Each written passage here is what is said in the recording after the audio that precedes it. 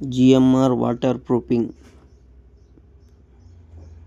ఈ సైట్ వచ్చింది చిత్తూరు డిస్టిక్ పుల్చెర్ల మండలం కల్లూరు గ్రామం.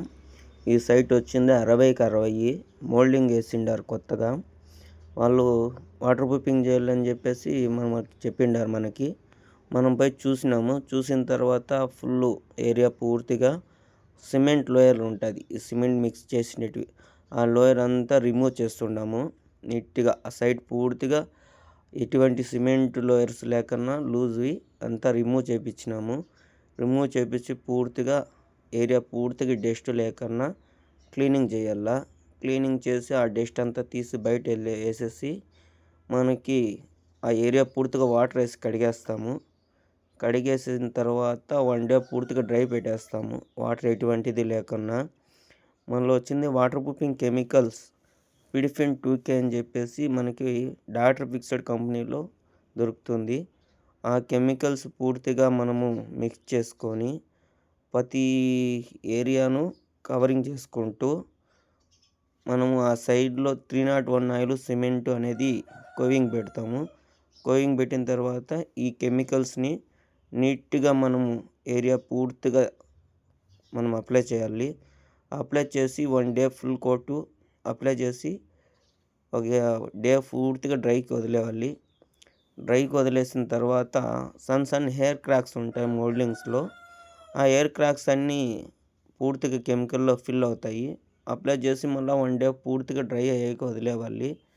1 డే పూర్తిగా డ్రై అయ్యాక వదిలేసిన తర్వాత మరుసటి రోజు వెళ్ళి పూర్తి ఏరియా డ్రై అయిందా లేదా చెక్ చేసుకొని సెకండ్ కోట్కి కెమికల్ రెడీ చేసుకుంటాము. సెకండ్ కోట్కి కెమికల్ రెడీ చేసుకున్న తర్వాత మళ్ళీ ఫుల్గా సెకండ్ కోట్ అనేది అప్లై చేస్తాము.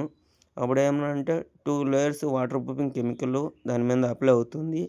సన్ హెయిర్ క్రాక్స్ ఉన్నా లేకపోయినా కూడా కానీ ఫ్యూచర్లో పైన నయం అంటారు కొంతమంది ముదుగు లాగుతామంటారు.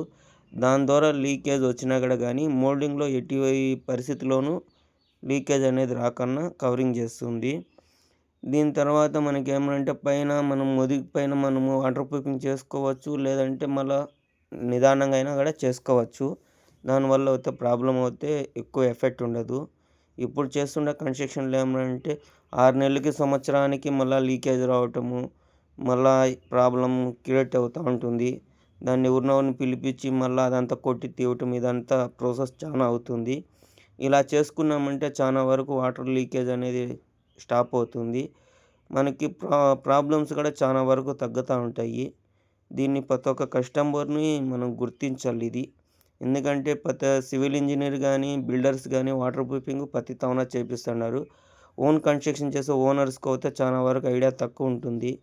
దానివల్ల మనం ఈ వీడియో చేసి మనం అప్లోడ్ చేస్తున్నాము.